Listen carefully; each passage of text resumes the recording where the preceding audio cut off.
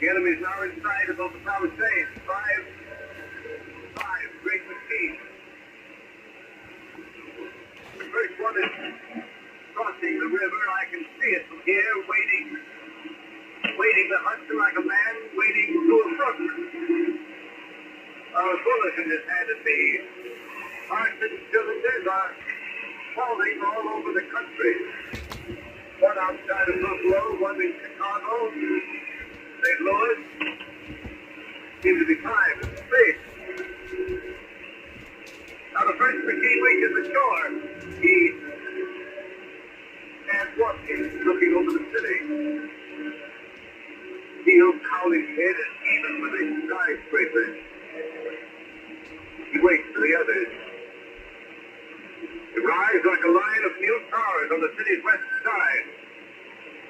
Now they're lifting their metal hands. This is the end now. Smoke comes out, black smoke drifting over the city. People in the streets see it now. They're running toward the east river, thousands of them, dropping in like rats. Now the smoke spreading faster, reaching Times Square. People are trying to run away from it, but it's no use. They're falling like flies. Now the smoke crossing 6th Avenue. 5th Avenue. 100 yards away. It's 50 feet.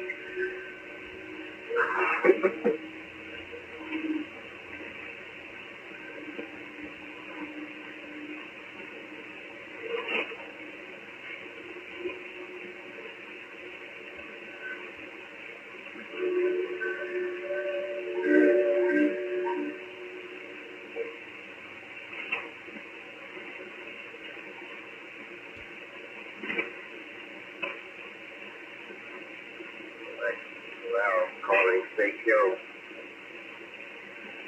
Direct to L calling CQ. Direct to L calling CQ, New York. Is there anyone on the air? Is there anyone on the air? And anyone? Direct to L.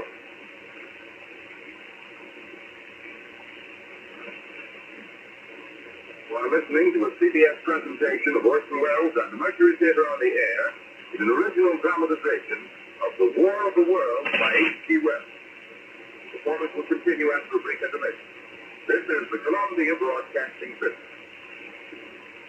The War of the Worlds by H.G. Wells, starring Orson Welles and the Mercury Theater on the Air.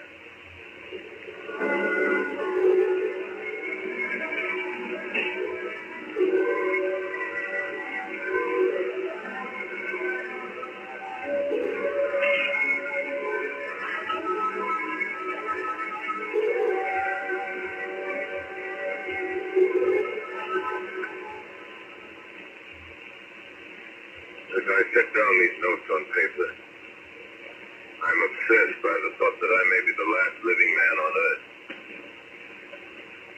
I'm hiding in this empty house near Grover's Mill, a small island of daylight cut off by the black smoke of the rest of the world.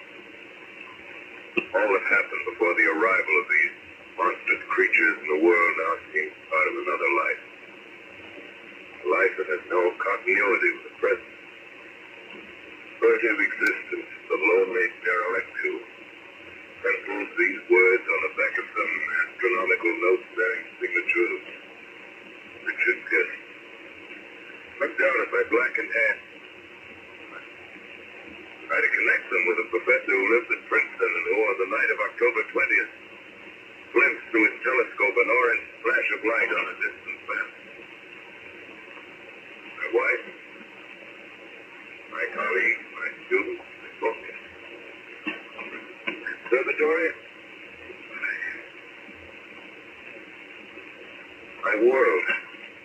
Where are they? Did they ever exist? Am I Richard Pierce? A tale.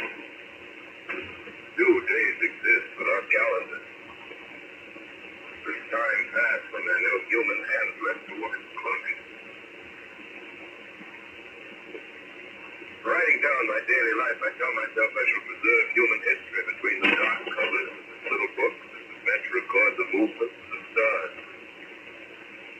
Write and live on the heat. I hold his breath in the kitchen, orange, boiled and swallowed. And watch the winter. Time to time I get sight of a Martian above the black smoke. Smoke still holds the house in its black coil, but thank you. You see, suddenly I see a Martian bothered on his machine, spraying the air with a jet of steam as it dissipates smoke. I watch in a corner as this huge metal leg nearly brush against the helmet. Exhausted back here, I fall asleep. Morning. Black cloud of gas is lifted and scorching shadows north of the black snowstorm effect. I venture from the house and make my way to a road with traffic. Then a wrecked car, baggage overturned, black skeleton. Push on north. For some reason I feel safe at treading these mountains running west. And I keep a careful watch. I've seen the Martian beast. If one of their machines appear over the top of trees, I'm ready to fling myself flat on the earth. Come to a chest like this. Left to right. Fill my pockets. Right. 2 days I wander in a vague, motherly direction through a desolate world. Finally, I noticed a living creature. A small red squirrel in a beech tree. I stare at him with wonder. He stares back at me. I believe at that moment the animal and I shared the same emotion. Joy of finding another living being. Push on north. I dead cows in a brackish field beyond the charred ruins of a terrace. I know. Big sandy guard over the wasteland like a lighthouse. The third place. Tried the silo first at the weathercock, the arrow points north. North. Next day I come to a city. City vaguely familiar in its contours, yet its buildings strangely dwarfed and leveled off as if a giant had sliced off its highest towers with a capricious sweep of its chest. Reach the outskirts of Newark. Newark, undemolished but humbled by some whim of the advancing Martians. Presently, with an odd feeling of being watched, I caught sight of something crouching in a doorway. I made a step toward it. Rose up and became a man. Man armed with a large knife. I come from many places. A long time ago from Princeton. At Grover's Mill, yes. Grover's Mill. There's no food here. This is my country. Always send a town down the river. There's only food for one. Which way are you going? I don't know. I guess I'm looking. People. What was that? We hear something different? No. Like a bird. A live bird. Get to know that birds have shadows these days. Hey, we're in the open here. Let's crawl in this doorway there. Come on. Have you seen any Martians? They're going over to New York. Night the sky is alive with a light. If there's people, we're still living. Daylight, you can't see it. 5 days ago, a couple of them carried something big across the flats from the airport. I think we're learning how to fly. Fly? Yeah, fly. Well, it's all over with humanity.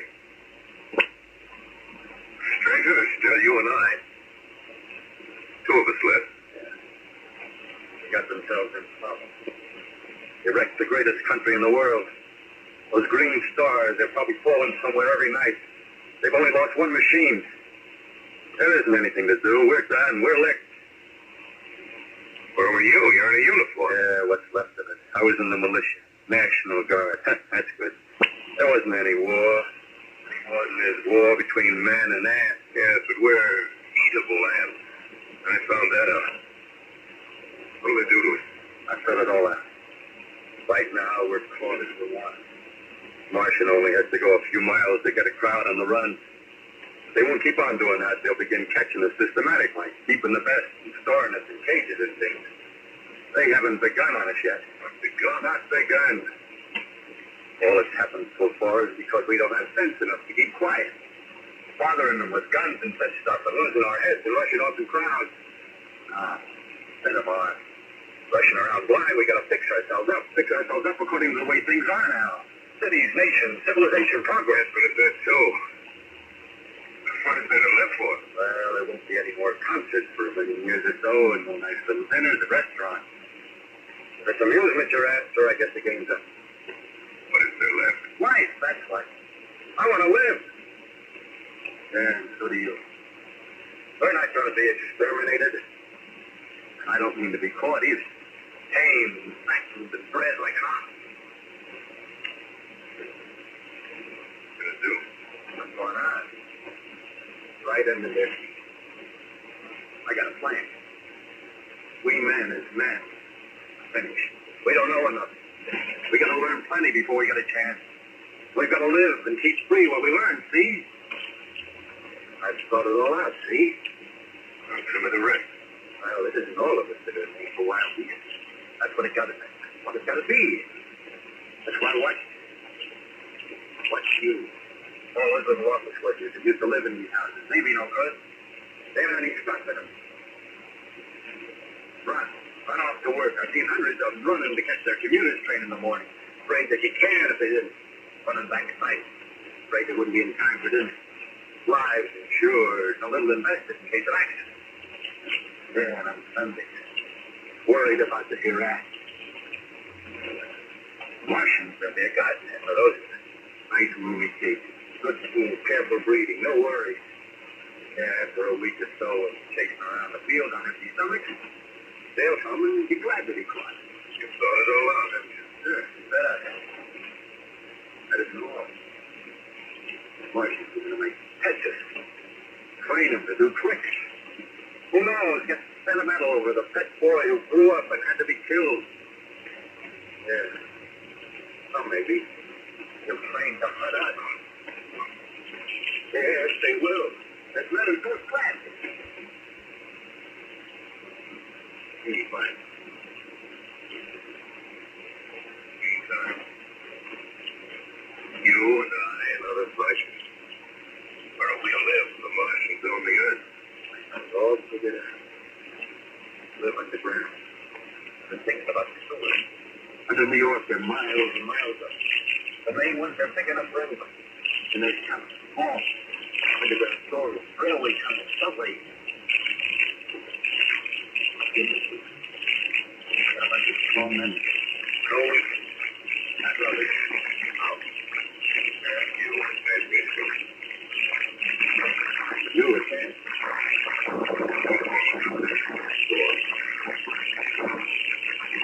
Get a extra place for us to stay in.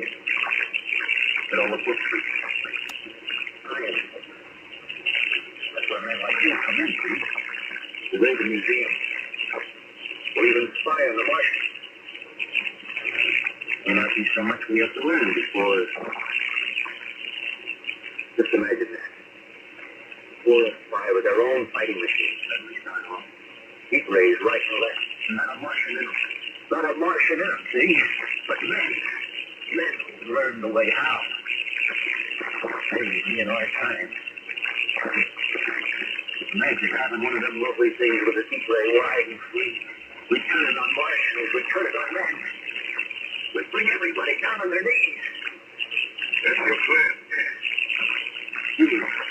Me. We own the world. I see. Hey.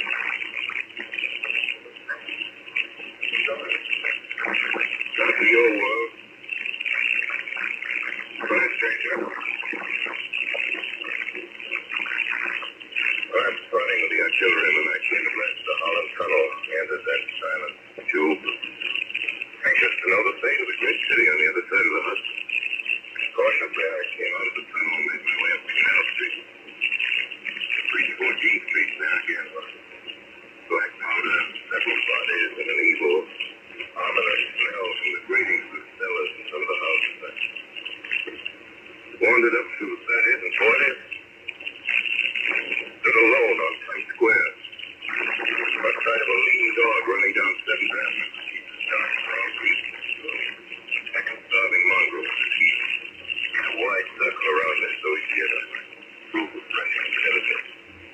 Walked up Broadway in direction of that. Rain powder, that silent shoplifter. Playing as he wears through the sidewalk. Back to Capitol Theater. Silent. Dark. There's a shooting gallery where a row of empty guns face a rested line of Woodstock. Near Columbus Central. I noticed models of 1939 motor cars with showrooms facing empty streets. Over the top of the General Motors building, I watched a flock of black birds circling the sky. They don't. Suddenly, I caught sight of a portable Martian machine sitting somewhere in Central Park, gleaming in the late afternoon sun. Same idea. I rushed recklessly across Columbus Circle and into the park. I climbed a small hill above the pond at 60th Street. From there, I could see standing in a silent row along the mall 19 of those great metal Titans that cold empty that flew on, hanging listlessly by their sides. I looked in vain for the monsters that inhabit those machines. Suddenly, my eyes were attracted to the immense flock of black birds that hovered directly below me. They straggled to the ground. And there before my eyes, dark and silent, lay the Martians with a hungry bird pecking and tearing brown shreds of flesh.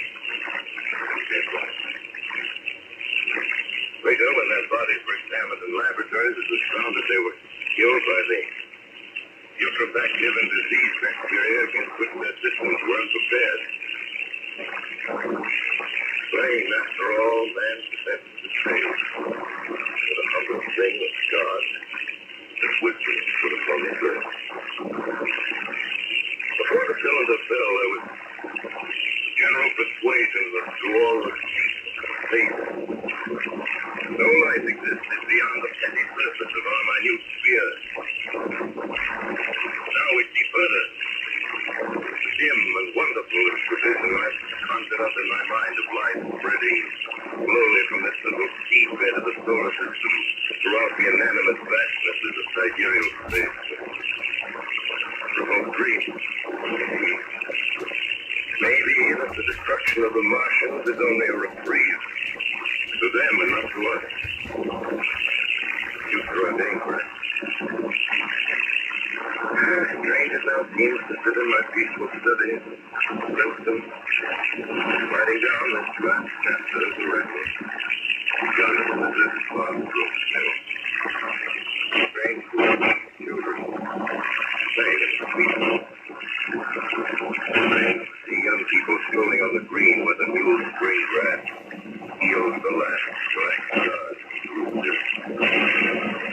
Strange to watch the sightseers enter the museum where the disassembled parts of a Martian machine are kept on public view. Strange when I recall the time when I first saw it. Bright, clean cut, hard, silent. The dawn of that flash. Strange day.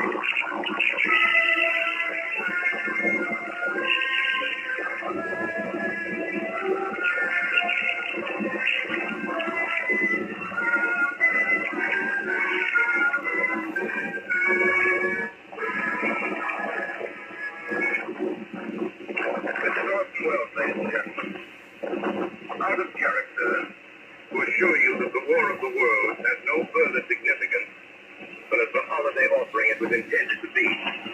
The Mercury Theater's own radio version of dressing up in a sheet and jumping out of proportion saying,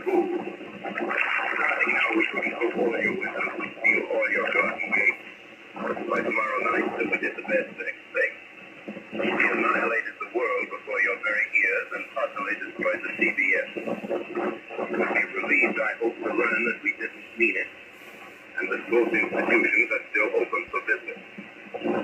So goodbye, everybody, and remember, please, for the next day or so, the terrible lesson you learned tonight. That grinning, glowing, globular invader of your living room is an inhabitant of the pumpkin patch, and if your doorbell rings and nobody's there, that was no Martian. It's Halloween.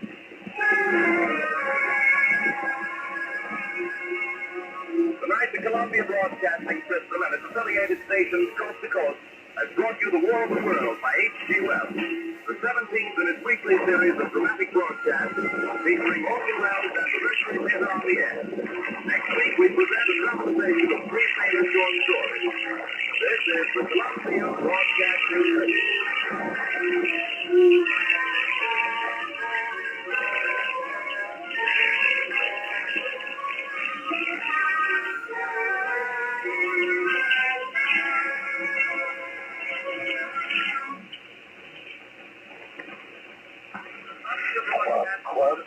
Affiliated station was today. Orson Welles as the Mercury.